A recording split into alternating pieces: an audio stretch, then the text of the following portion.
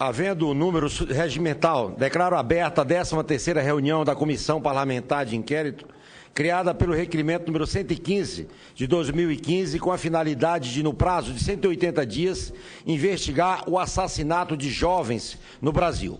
Conforme convocação, a presente reunião destina-se à realização de audiência pública com os seguintes convidados: Dr. Tiago Andrade Ávila, promotor de Justiça do Ministério Público do Distrito Federal e ex-território, o qual nós convidamos para compor a mesa. Cadê as palmas, doutor Tiago?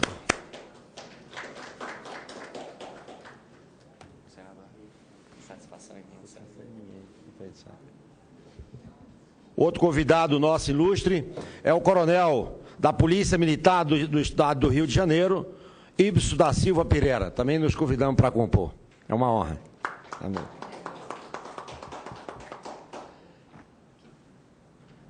A nossa pressa de tê-los aqui com a gente, nós convidamos, esquecemos até de pedir para os nossos, a nossa mesa, o pessoal da mesa aqui, conduzi-los. Mas é uma honra tê-los aqui com a gente, para a gente debater esse assunto tão importante, né?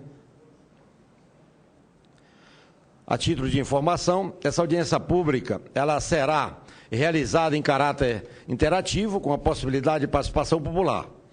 Portanto, por isso, as pessoas que tenham interesse em participar com comentários ou perguntas podem fazê-lo pelo meio do portal e-Cidadania, né? No endereço www.senado.leg.br e Cidadania, através do Alô Bradesco e através do número 0800 61 22 de 11.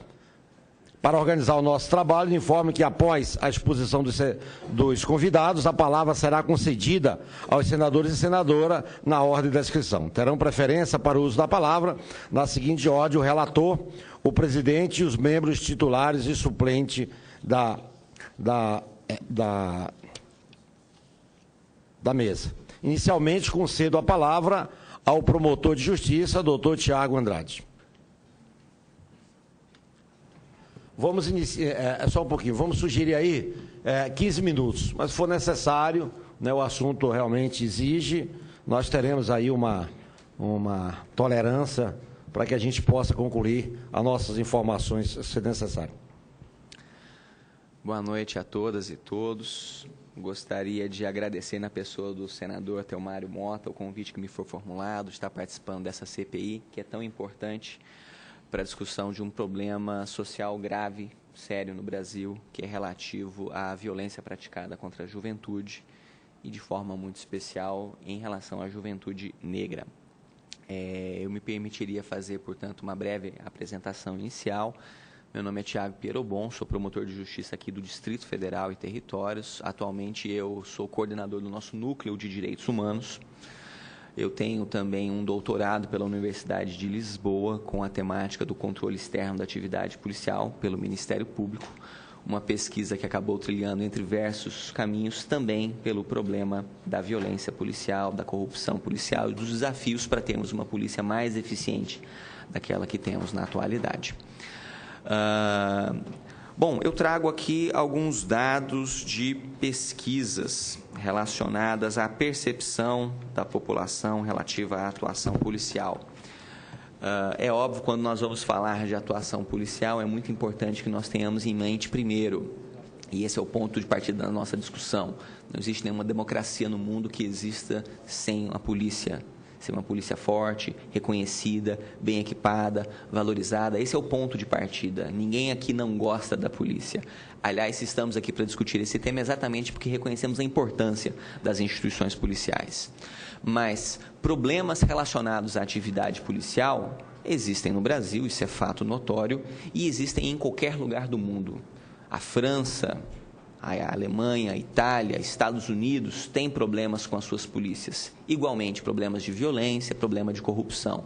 É óbvio que lá o problema é mais grave, aqui no Brasil o problema é mais grave, mais crônico, pela nossa própria história e uma série de outros fatores, mas também existem nesses outros locais. Então, farei pontualmente algumas críticas à atuação do policial, mas fica desde já reconhecida o meu reconhecimento e valorização desses profissionais que muitas vezes arriscam suas vidas em nome da segurança. Em 97, o IBOP realizou uma pesquisa nacional que documentou que 70% dos brasileiros disseram não confiar nem um pouco na polícia. E a maioria considerou que a qualidade dos trabalhos da polícia piorou ultimamente. E 92% das pessoas entrevistadas naquela oportunidade disseram que temem que policial faça mal aos seus parentes. Em 2012, o IPEA fez uma nova pesquisa e chegou a resultados infelizmente semelhantes. 53,5% dos brasileiros consideram que os policiais no Brasil não respeitam os direitos dos cidadãos, 63% das pessoas consideram que os policiais tratam as pessoas com preconceito e discriminação, 12% dos entrevistados afirmaram que já sofreram algum atendimento policial e tiveram problemas de truculência durante esse atendimento, como xingamentos ou agressões. Uma outra pesquisa de 2013 do Fórum Brasileiro de Segurança Pública documentou que ao menos 5 pessoas morrem por dia em confrontos com a polícia e que 70% da população brasileira não confia na polícia. Quando nós confrontamos esses dados com de outros países, como, por exemplo, o de que na Inglaterra 82% das pessoas confia na polícia, nós verificamos que temos um problema sério em relação à atuação policial. Ainda segundo informações preliminares da Pesquisa Nacional de Vitimização da Senasp, Ministério da Justiça, divulgada em 2013, 7,2% dos cariocas entrevistados afirmam terem sido vítimas de extorsão policial. 7,2% das pessoas entrevistadas, naquele contexto específico, afirmam que já foram vítimas de extorsão policial. Infelizmente, a história brasileira ela é recheada de incidentes de graves violações de direitos humanos relacionadas à atuação policial. Poderíamos citar incidentes como Carandiru, em 92, Candelária, Vigário Geral, Eldorado dos Carajás, Urso Branco, Queimados. Me recordo que em 2006, depois que o PCC fez aqueles atentados às delegacias de polícia de São Paulo, seguiu-se uma onda de assassinatos na sequência, como se fosse uma resposta da polícia em relação àquele atentado, que obviamente é uma grave violação de direitos humanos dos policiais, mas que também, igualmente, não se justifica. Há um relatório da Polícia Civil de São Paulo que indica que no período de 2006 a 2010, cerca de 150 homicídios na capital paulista foram praticados com o envolvimento de policiais e militares em grupos de extermínio. E ainda havia a suspeita naquela oportunidade que cerca de 50 policiais estavam diretamente envolvidos no tráfico de drogas e no controle de jogos de azar. Goiás, todos sabemos que tem sérios problemas com grupos de extermínio, inclusive com a participação de policiais e militares. Infelizmente, mais pessoas desapareceram em Goiás durante a democracia do que a quantidade de pessoas que desapareceram durante a época da ditadura militar. Nós conhecemos casos de agentes públicos que foram diretamente alvo dessa violência. Recordo que em 2011 a juíza Patrícia Ascioli foi assassinada e um dos motivos de assassinato foi o seu envolvimento na investigação de um grupo de extermínio praticados por policiais. No mesmo ano, uma juíza de Pernambuco, Fabiola Moura, foi vítima de um atentado à vida praticado presumidamente por policiais militares relativo a um grupo de extermínio, que também é um problema sério lá no estado de Pernambuco. Não sem razão, a Anistia Nacional estabelece que hoje uma das mais sérias violações de direitos humanos no Brasil está relacionada com um padrão violento, truculento de relacionamento da polícia com a sociedade civil. Bom, quando nós normalmente discutimos esses temas com os dirigentes de instituições policiais, normalmente a resposta que nós recebemos é: olha, essas pessoas são maçãs podres. Elas divergem dos valores da nossa instituição, então o que nós temos que fazer é atacar as maçãs podres. Temos que retirar essas maçãs do barril que nós vamos resolver o nosso problema. Bom, toda a literatura internacional relacionada ao controle da atividade policial, ela é muito clara no sentido de indicar que problemas como violência policial ou corrupção policial não são problemas de maçãs podres. Elas são problemas de barris podres. Eu posso retirar essas maçãs e colocar outras no local. Se o barril estiver podre, qualquer maçã que for colocada nesse barril tem o risco de se contaminar com aquele defeito. Em outras palavras, não é um problema de um policial individualmente, isoladamente, que desvia do padrão. O problema é que os mecanismos de controle nos quais esses policiais estão inseridos acabam, em certa medida, fomentando, dando espaço para que ocorram esses episódios de desvio na atuação policial. Portanto, o que nós temos que pensar é qual é o modelo de segurança pública que está construído, no qual esses policiais estão inseridos, quais são os incentivos que são diariamente fornecidos a esses policiais, os contra-incentivos para não cederem à tentação de agirem com truculência, com agressividade no exercício da sua função. Todos os estudos de criminologia da atuação policial indicam que quando policiais são colocados em áreas de elevada criminalidade, em que estão expostos a situações de desrespeito, de eventualmente atentado à sua integridade física, existe uma tendência natural de uma relação de alteridade, como se fosse a comunidade está lá e a polícia está aqui. A polícia não faz parte da comunidade. A polícia é chamada para manter a ordem sobre essa comunidade. Quando nós acrescentamos a esse relacionamento demandas de maior eficiência na atuação policial, demandas que vêm de múltiplas fontes, muitas vezes a própria comunidade exige mais segurança, os superiores na instituição, a mídia exige mais segurança, eu gero uma pressão para que esses policiais sejam mais eficientes. E o nosso problema é que hoje nós temos um ciclo interrompido na atuação policial, né? A polícia militar faz só policiamento preventivo, a polícia civil faz só a investigação de crimes, e quando eu chego para os policiais militares e falo, olha, vocês têm que proporcionar mais segurança nesse local, o primeiro incentivo que eu dou para esses policiais militares é, a única coisa que eles podem fazer para intervir num crime que está acontecendo é fazer uma prisão em flagrante. E hoje a maioria das nossas prisões em flagrantes são ou por porte de armas ou por porte de drogas. Então gera uma pressão nesses policiais para serem mais incisivos na apreensão de armas, na apreensão de drogas, porque são as hipóteses que eles podem atuar numa prisão em flagrante ordinariamente. E isso acaba fomentando uma série de episódios que eventualmente podem evoluir para a truculência na atuação policial, como violações de residências sem mandados de busca e apreensão domiciliar, um aumento na abordagem de pessoas que são estereotipadas como possíveis suspeitos. E aí eu gostaria de abrir um parênteses. O nosso mapa da violência, na sua última edição, ele tem um recorte muito claro do viés racial com o problema da letalidade da atuação policial. Enquanto os homicídios de jovens negros têm crescido sistematicamente ao longo dos anos, os homicídios de jovens brancos têm, de forma inversa, diminuído ao longo dos anos. Quando nós analisamos os índices de letalidade da polícia em relação à sociedade, majoritariamente as vítimas da atuação letal policial normalmente são jovens, homens, negros, normalmente residentes nas periferias das grandes cidades. Então, existe claramente um viés racial. Por que eu digo isso? É porque, infelizmente, no Brasil, nós somos um país marcado por diversos fatores de discriminação.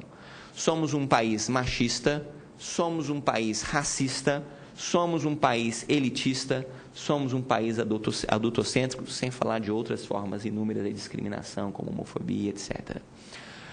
Somos um país racista e muitas vezes não nos reconhecemos como um país racista. Infelizmente, ainda existe o mito da chamada democracia racial, né? Que o Brasil sofremos a miscigenação, então todos nós temos alguma coisa de branco, negro e índio nas nossas veias e formamos uma sociedade que todos convivem bem. Isso não é a verdade. Quando nós olhamos para as estatísticas, claramente os negros estão subinseridos no mercado de trabalho, têm salários mais baixos, têm um índice maior de desemprego, a nossa população pobre é majoritariamente composta por pessoas negras, a nossa exclusão social tem cor no Brasil, basta olhar para as pessoas em situação de rua e ver qual a cor majoritariamente dessas pessoas. E, portanto, num quadro racista de sociedade, nós não podemos ter a ilusão de que policiais não vão ter a mesma tendência de raciocinar assim como todas as outras pessoas da sociedade, porque policiais não vieram de Marte, eles vieram da sociedade que está aí.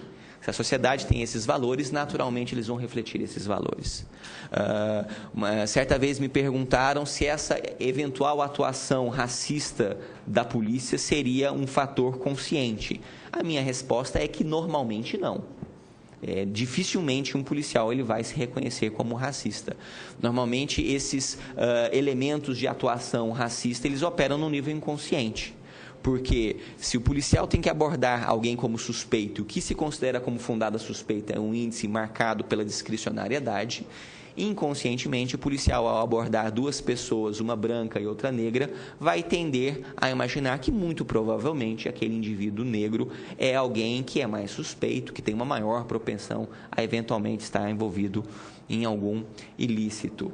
E da mesma forma, se durante essa abordagem essa pessoa negra esboçar alguma reação, muito provavelmente o policial vai, ainda que inconscientemente, tender a imaginar que aquilo é uma reação violenta à sua intervenção e, portanto, ter uma escalada no uso da força em relação àquela pessoa, que pode eventualmente evoluir para um resultado letal. Isso eu estou me esforçando ainda para construir um cenário de um policial bem intencionado, que quer fazer realmente a sua função, isso sem considerar aqueles outros casos, que ainda que residuais não podem ser desconsiderados, de policiais que claramente iniciam a sua intervenção já com o propósito de realizar um resultado letal.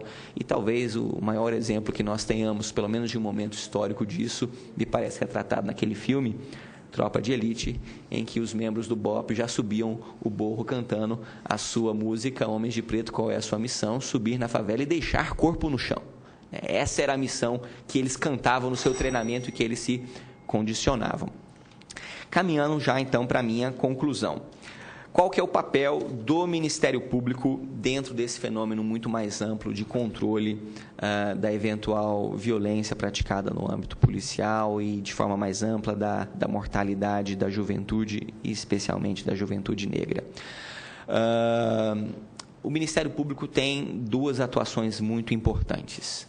A Constituição Federal, no artigo 129, inciso 2, fala que uma das atribuições do Ministério Público é zelar para que todos os órgãos públicos e a sociedade civil respeitem os direitos previstos na Constituição. Então, o Ministério Público ele é concebido no paradigma constitucional como grande fiscal do respeito ao sistema de direitos fundamentais. Isso se aplica na área da saúde, da educação, da assistência social e também na área da segurança pública. Aliás, não sem razão, o artigo 5º da Lei Complementar 75 estabelece que uma das áreas de atuação do Ministério Público deve ser na fiscalização das políticas de segurança pública. E esse é um ponto que eu faço a minha meia-culpa enquanto integrante do Ministério Público. O Ministério Público precisaria avançar mais dentro dessa temática de fiscalização das políticas de segurança pública. A outra área de atuação do Ministério Público vem prevista igualmente no artigo 129, inciso 7º da Constituição Federal, que estabelece que uma das atribuições do Ministério Público é exercer o controle externo da atividade policial. Novamente, esse é um ponto que precisa ser avançado na atuação do Ministério Público. Nós temos várias experiências do Ministério Público de avanço no controle da atividade policial. Normalmente, as experiências de avanço que existem, elas ocorrem nos estados que criaram estruturas especializadas dentro do Ministério Público para exercer a função de controle externo da atividade policial. E aí eu me situo num local que eu diria talvez privilegiado, porque o Distrito Federal foi a unidade pioneira no Brasil de criação de uma unidade especializada com membros em dedicação exclusiva apenas para pensar a temática de controle externo da atividade policial e para realizar a investigação de crimes praticados por policiais. É fato público e notório que houve uma resistência gigante por parte das instituições policiais ao exercício do controle externo. É óbvio que nenhuma instituição gosta de ser controlada e especialmente a polícia tem uma tendência, não só a brasileira, mas em qualquer local no mundo, tem uma tendência de se insular, de fechar, dizer que eles são os especialistas da segurança pública e só eles vão discutir essa temática, quando todos sabemos que em uma democracia a discussão das políticas públicas tem que começar no parlamento e, enfim, passar por toda a sociedade civil. Então, nós temos aqui no Distrito Federal, desde o final da década de 90, um núcleo de controle externo e um núcleo de investigação de crimes de tortura praticado por policiais, e isso foi o que fomentou os grandes avanços que tivemos no Distrito Federal.